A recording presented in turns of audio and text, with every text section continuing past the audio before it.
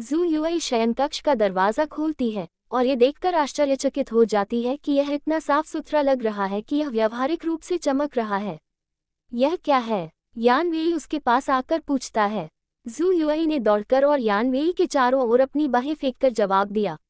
यान वेई, तुम मेरे लिए इतने अच्छे क्यों हो? वह बड़बड़ाती है। यान वेई का दिल जोर जोर से धड़कने लगता है। वह जू युई को दूर धकेल देती है। वह घोषणा करती है, मैं बाथरूम जा रही हूँ, और हैरान जू युई को पीछे छोड़कर भाग जाती है। बाथरूम में यान वेई ने उसके चेहरे पर पानी के छींटे मारे। वह खुद को आईने में देखती है। ऐसा क्यों होता रहता है? उसे ताज्जुब हुआ। क्या मुझे कोई अजीब बीमारी है? क्या किसी ने मुझे जहर दे दिया है? शयन कक्ष में जू युई बिस्तर के बगल में एक किताब देखती है। It's stray birds Rabindranath Tagore की कविताओं का संग्रह है। वह उसे उठाती है और उसमें से पत्ते निकालने लगती है।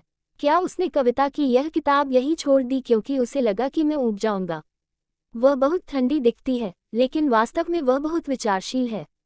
यान वेई स्नान वस्त्र पहने और अस्त व्यस्त अभिव्यक्ति के साथ अंदर आती है। जू युई ऊपर देखती है। तुम ठीक हो? यान वेई उसके बगल वाले बिस्तर पर लेट जाती है। मैं थक गई हूँ, मैं सोने जा रही हूँ, वह घोषणा करती है और अपने सिर के ऊपर से चादर खींच लेती है। जू युई उसे घूरकर देखती है। वह बहुत अजीब है। फिर वह पहुंचती है और लाइट बंद कर देती है। अगर मैं रोशनी चालू रखूं, तो शायद उसे सोने से रोका जा सके। निराशा में जू युई दिन की घटनाओं पर विचार करती है।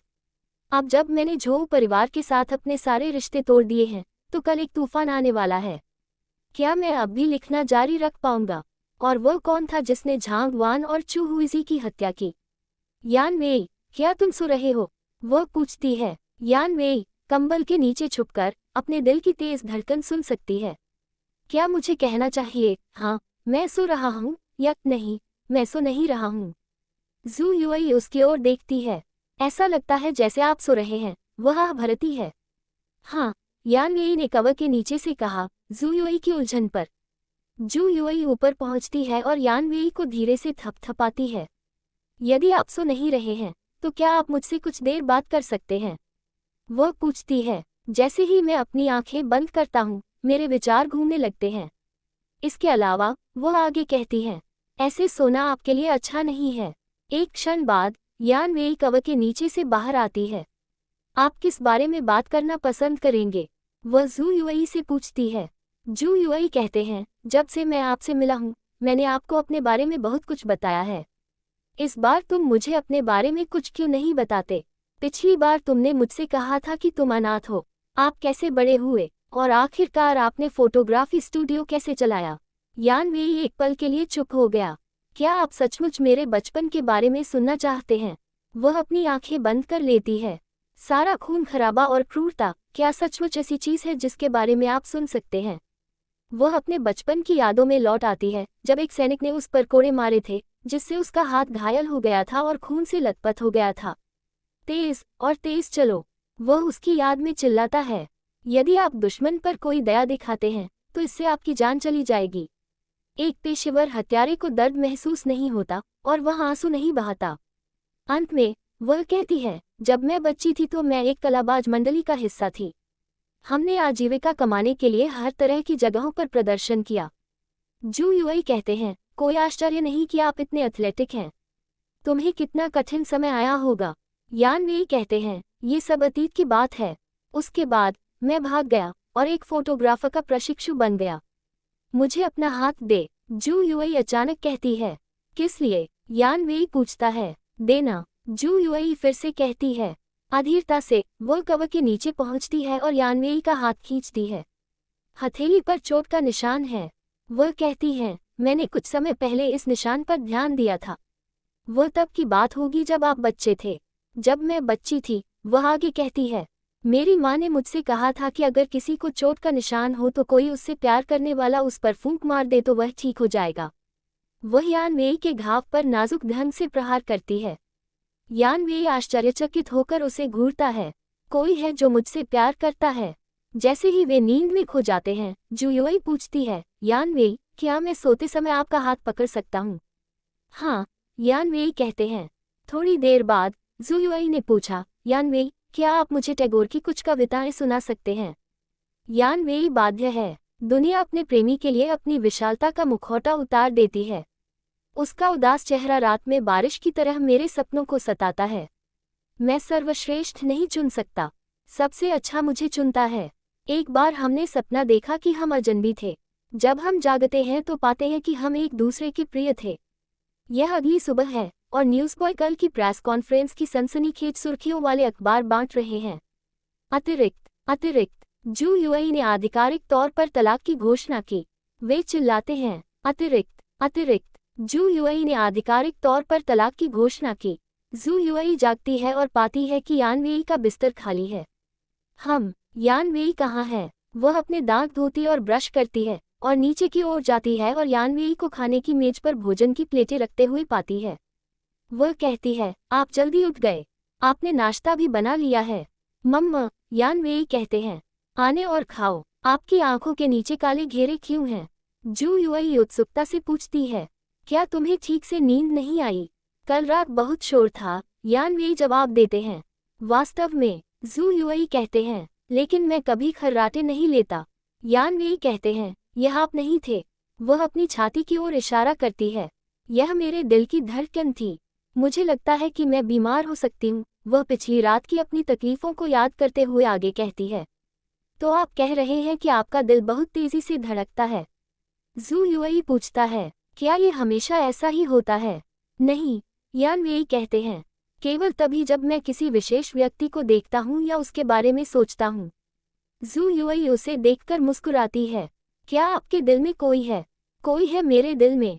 यान वेई ने चौंकते हुए पूछा। कोई है जिसे आप पसंद करते हैं? जू यूएई ने स्पष्ट किया। क्या आप प्यार में हैं? कौन है ये वह? यान वेई शुरू होती है और फिर वे बाहर से रोने से बाधित हो जाते हैं। अतिरिक्त सभी प्रमुख किताबों की दुकानें जू यूएई की किताबें अपनी अलमारियों से हटा रही हैं। जू यूएई खड़ी हो गई। यान वेई, आप खाना खत्म क्यों नहीं कर लेते? वह कहती हैं। मैं अपने प्रकाशक से बात करने जा रहा हूँ। लेकिन, यान वेई शुरू होती है। ये सब ठीक है, जू यूएई कहते हैं। जो आएगा आएगा, यहाँ तक कि अगर मुझे फिर से शुरुआत करने की ज़रूरत है तो मुझे पहला कदम उठाना होगा। यान वेई कहते हैं, फिर मैं आपके साथ आऊँगा। यान वेई कहते हैं, फिर मैं आपके साथ आऊँगा। आपको इसकी ज़रूरत नहीं है, जू यूएई ने विरोध किया। आपको अभी भी स्टूडियो चलाने की ज़रूरत है। मैं यह उम्मीद नहीं कर सकता कि मैं जहाँ भी जाता हूँ आप वहाँ जाएंगे। यान वेई आग्रह करते हैं, कम से कम मुझे आपको प्रकाशक के कार्यालय में ले जाने दीजिए। ठीक है, जू यूएई कहती है, जब वे दोनों दरवाजे से बाहर निकलते हैं। मेरे लिए ये सब करने के लिए धन्यवाद। प्रकाशक के कार्यालय में राष्ट्रपति वान का दिन अच्छा नहीं चल रहा है। बकवास, ये पूरी तरह बकवास है। वह फोन पर चिल्लाता है, फिर रिसीवर बंद कर देता है। जू यूएई ने उसका दरवाज़ा खटखटाया। राष्ट्रपति वान ऊपर देखते हैं। आह यूएई, आप यहाँ हैं, वह कहते हैं। अंदर आएं, मुझे लगता है चीजें बहुत अच्छी नहीं चल रही हैं। जू यूएई पूछती है। राष्ट्रपति वान शिकायत करते हैं, प्रकाशन विभाग के सभी कायरों को झोउ परिवार ने पूरी तरह से डरा दिया है। न केवल किताबों की दुकानों ने आपकी किताबें बिक्री से वापस ले ली हैं, बल्कि जापानी प्रकाशन सौदा भी विफल हो गया है। जू यूएई शांति से कहती है, ये ठीक है, इसमें से कुछ भी अप्रत्याशित नहीं था, लेकिन मैं डरता नहीं हूँ। इस बार, जो मेरा है उसके लिए मैं अंत तक लड़ूंगा। राष्ट्रपति वांग आश्वस्त करते हुए कहते हैं, जहाँ तक हमारा सवाल है, यूएई, आपको चिंता करने की कोई बात नहीं है। इतने सालों तक आपके साथ काम करने के बाद मुझे आपकी क्षमताओं और आपके चरित्र पर पूरा भरोसा है। तुम जो भी करना चाहो, मैं तुम्हारा समर्थन करूंगा। जू यूएई कहते हैं, धन्यवाद राष्ट्रपति वान। इस समय मुझे जिस चीज की सबसे अधिक आवश्यकता है वह एक सक्षम एजेंट है। क्या कोई उपयुक्त व्यक्ति है जिसकी आप अनुशंसा कर सकें? ओह, मैंने सोचा कि वह आपकी नई एजेंट थी। राष्ट्रपति वान यान वेई की ओर इशारा करते हुए कहते हैं, जो ध्यान आकर्षित करके चौंक जाते हैं। जू यूएई यान वेई की ओर देखती है। यह मेरा दोस्त है, बहुआ फोटोग्राफी स्टूडियो का मालिक। उसे मेरी चिंता थी इसलिए वह मेरे साथ आई। राष्ट्रपति वान कहते हैं, आह, तो यह ऐसा ही है। ठीक है, जहाँ तक संभावित एजेंटों का सवाल है, मेरे पास आपके लिए एक अच्छा उम्मीदवार है। वह यहाँ 1 साल से काम कर रहा है और बहुत सक्षम है। जियोली, वह अपने सहायक को बुलाता है। मिस्टर बाई को यहाँ आने के लिए कहो। एक क्षण बाद, बहुप्रशंसित एजेंट बाई प्रकट होती है। आपका एजेंट होना सम्मान की बात है, मिस जू युई। वो कहता है। जू युई ने हाथ मिलाया। जरूरत के समय में ऐसे सक्षम सहायक की सेवाएं प्राप्त करना मेरे लिए सम्मान की बात है। राष्ट्रपति वांग हंसे। समारोह में खड़े होने की कोई जरूरत नहीं है, आप दोनों बैठिए। वह जू युई की ओर मुड़ता है। अब जब आपके पास एक सहायक आ गया है, तो आप अपनी वापसी की योजना कैसे बनाते हैं? सबसे पहले, जू युई कहते हैं, मैं अपनी किताबों में रुचि पैदा करने के लिए विश्वविद्यालयों में व्याख्यान देना चाहता हूँ। छात्र प्रगतिशील विचारक होते हैं, यह मेरी किताबों में आधुनिक महिलाओं के साथ बिल्कुल फिट बैठता है। मेरी योजना आम जनता को भी व्याख्यान देने की है, मैं सड़कों पर उनसे बात करूंगा। फिर मैं अपनी पुस्तकों की शेष सभी प्रतियों की चैरिटी बिक्री आयोजित करने जा रहा हूँ। मैं गरीबों और जरूरतमंदों में से कुछ स्वयंसेवकों को चुनूंगा और उन्हें बेचने के लिए प्रत्येक को कई प्रतियां दूंगा।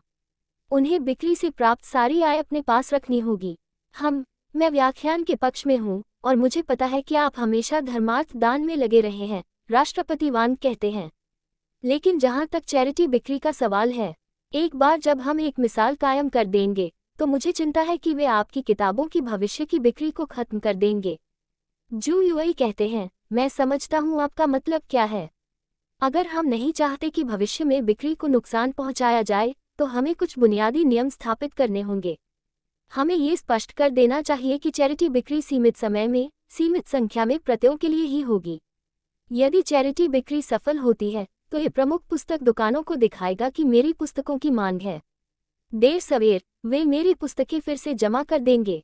एक बार ऐसा होने पर हमें टर्नओवर और नकदी प्रवाह के मामले में काफी सहज होना चाहिए। और जहां तक इन चैरिटी बिक्री की प्रतियों का सवाल है, जू युई आगे कहते हैं, मैं उनके लिए खुद भुगतान करूंगा। मेरे लिए ये गरीबों को देने के साथ साथ खुद की मदद करने का एक और तरीका है। राष्ट्रपति वांग कहते हैं, हाँ, ऐसा लगता है कि आपने सब कुछ सोच विचार कर लिया है। तो चलिए आपकी योजना का पालन करते हैं। हम आपको आवश्यक सहयोग देने की पूरी कोशिश करेंगे। जू युई, यान वेई और राष्ट्रपति वांग उठते हैं और जू युई अपना सिर उनकी ओर झुकाती है। धन्यवाद, राष्ट्रपति वांग। वह एजेंट बाई की ओर मुड़ती है। आइए व्यवस्था करना शुरू करें, एजेंट बाई। हाँ, मिस जू, एजेंट बाई जवाब देती है। मैं तुरंत विश्वविद्यालयों से संपर्क करना शुरू कर दूंगा। जैसे ही वे प्रकाशक के कार्यालय से बाहर निकलते हैं, जू युई कहते हैं, यान वेई, आपको स्टूडियो वापस जाना चाहिए। एक बार मुझे जो कुछ भी करने की जरूरत है उससे निपटने के बाद मैं आपके साथ वहां शामिल हो जाऊंगा। लेकिन यान वेई शुरू होती है। चिंता मत करो, जू युई कहते हैं, मुझे राष्ट्रपति वांग पर भरोसा है। इसके अलावा एजेंट बाई के मेरे साथ होते हुए झोउ परिवार भी मेरे साथ कुछ करने के लिए इतना निर्लज नहीं होगा। तो ठीक है, यान वेई थोड़ा अनिच्छा से कहते हैं। हम ज़ेनदान विश्वविद्यालय पहुंचे, जहां जू युई उत्साही छात्रों से भरे हॉल में जोशीला भाषण दे रही है। जैसा कि सभी जानते हैं, वह कह रही हैं, मैंने पिछले कुछ वर्षों में आधुनिक महिलाओं के बारे में बहुत सारी कहानियां लिखी हैं। डुलिंग से मछुआरे की बेटी जो सच्चे प्यार का पीछा करने के लिए काफी बहादुर थी, न्यानजुन तक, जो जीवन को पूरी लगन से प्यार करती थी और खुद को कभी कम नहीं आंकती थी, वान कियाओ तक, जो सबसे खतरनाक अफवाहों के बावजूद भी खुद के प्रति सच्ची रही। ये सभी आश्वस्त हैं, स्वतंत्र, आधुनिक महिलाएं। जू युई आगे कहती हैं, और जब हम अपनी चुनौतियों का सामना करते हैं, तो हमें उनसे प्रेरणा लेनी चाहिए। जिनके पास अधिक शक्ति है वे हम पर अत्याचार करने का प्रयास कर सकते हैं। समाज हमें परंपरा के अनुरूप चलने के लिए बाध्य करने का प्रयास कर सकता है, लेकिन हमें डरना नहीं चाहिए। हॉल अनुमोदनात्मक जयकारों और तालियों से भर जाता है। खूब कहा है, एक छात्र पुकारता है। एक अन्य छात्र ने घोषणा की, ये प्रबुद्ध और प्रगतिशील विचारों का योग है और जू युई आधुनिक महिला का आदर्श उदाहरण है। एक तीसरी छात्रा कहती है, जब उसने आधिकारिक तौर पर घोषणा की कि वह तलाक ले रही है, तो उसकी किताबें तुरंत किताबों की दुकानों से वापस ले ली गईं। वह अवश्य ही झोउ परिवार बदला ले रहा होगा, फिर भी उसने इसे अपने ऊपर हावी नहीं होने दिया। एक आधुनिक महिला को ऐसा ही होना चाहिए। चौथा छात्र चिल्लाता है, यान वेई, हॉल के बाहर सुनते हुए। ... जू युई को स्वयं तालियों का एक शांत दौर देता है। जैसे ही सूरज डूबता है, हम जू युई को एक सड़क के कोने पर सार्वजनिक व्याख्यान देते हुए देखते हैं। वह अपने दर्शकों से कहती है, यहाँ आकर मुझे आधुनिक महिला क्या है के बारे में सुनने के लिए धन्यवाद। पैर बांधने का युग, तथाकथित 3 आज्ञाकारिता और 4 गुण पुरुषों द्वारा कई पत्नियां रखने का युग वह युग समाप्त हो गया है। एक मजबूत विवाह की नींव वफादारी है।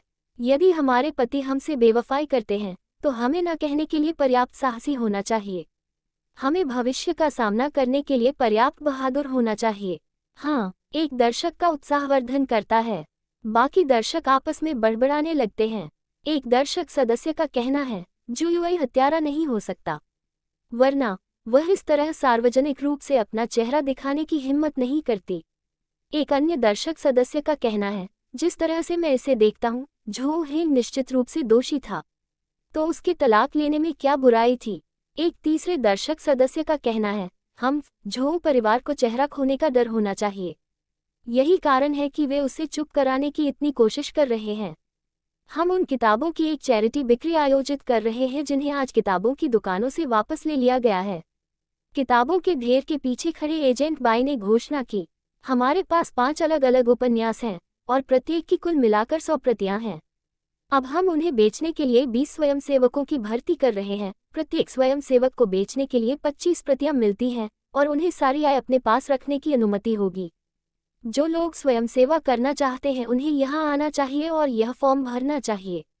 उन छात्रों को प्राथमिकता दी जाएगी जिन्हें पढ़ाई के साथ साथ अंशकालिक काम करने की आवश्यकता होगी। भीड़ आगे बढ़ती है, मैं साइन अप करना चाहता हूँ, एक भावी स्वयंसेवक को बुलाता है। दूसरे का कहना है, मिस जुयुई ने पहले भी मेरी मदद की है, तो मैं साइन अप करूंगा, भले ही मुझे भुगतान न मिल रहा हो। मेरी माँ बीमार है और मुझे पैसों की ज़रूरत है। दूसरा कहता है। भीड़ में सबसे आगे एक महिला छात्रा कहती है, मैं एक छात्रा हूँ जो अंशकालिक काम करती है। मैं आधुनिक महिला की अवधारणा को बढ़ावा देने में मदद करने के लिए बहुत इच्छुक हूँ। जुयुई एजेंट बाई की ओर देखती है। वह कहती है, निश्चित रूप से एक सक्षम सहायक। दूर से यान वेई चेहरे पर मुस्कान के साथ उत्साहित भीड़ को देखती है। संध्या, मिस जू, मैं आपको घर ले चलूं? एजेंट बाई जुयुई के लिए कार का दरवाजा खोलते हुए कहती है। बहुआ फोटोग्राफी स्टूडियो, कृपया, जुयुई कार में बैठते हुए कहती है। यान वेई कार को चलते हुए देखता है। वह सोचती है, एक घटनाहीन दिन। फिर अचानक उसे कुछ एहसास होता है। अरे नहीं, वो सड़क पर उतरते हुए सोचती है, घर पर कोई नहीं है। जैसे ही वे सड़क पर ड्राइव करते हैं, जुयुई और एजेंट बाय अपने स्वयंसेवकों में से एक के पास से गुजरते हैं, जो दर्शकों के एक समूह से घिरा हुआ है। बड़ी खबर, स्वयंसेवक रोता है। जुयुई की किताबों की चैरिटी बिक्री, आधुनिक महिला के बारे में सब कुछ। यह उन्हें खरीदने का आपका आखिरी मौका है। जब वे चले जाएंगे तो वे चले जाएंगे।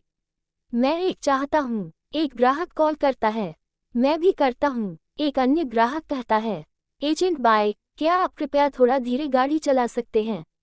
जुयुई खिड़की से बाहर देखते हुए पूछती है। स्टूडियो के बाहर रुकते ही यान वेई मुश्किल से कार के साथ तालमेल बिठा पा रहे थे। एजेंट बाई कहती है, मिस जू, हम यहाँ हैं। जुयुई कार से बाहर निकलती है। क्या आप ऊपर आना चाहेंगे? वह एजेंट बाई से पूछती है। नहीं, धन्यवाद, मिस जू, वह जवाब देता है। याद रखें, कल सुबह हुजियांग विश्वविद्यालय में आपका वह व्याख्यान है और उसके बाद एक और चैरिटी बिक्री है। आपको कुछ आराम करना चाहिए। यान वेई एक दीवार के पीछे से उन पर जासूसी करता है। मैं इसे समय पर नहीं बना पाऊंगा। वह केवल वही काम करती है जिसके बारे में वह सोच सकती है। वह इमारत के किनारे एक ड्रेन पाइप पर चढ़ती है और जुयुई ऊंची एड़ी के जूते चटकाते हुए सामने के दरवाजे के पास पहुंचती है।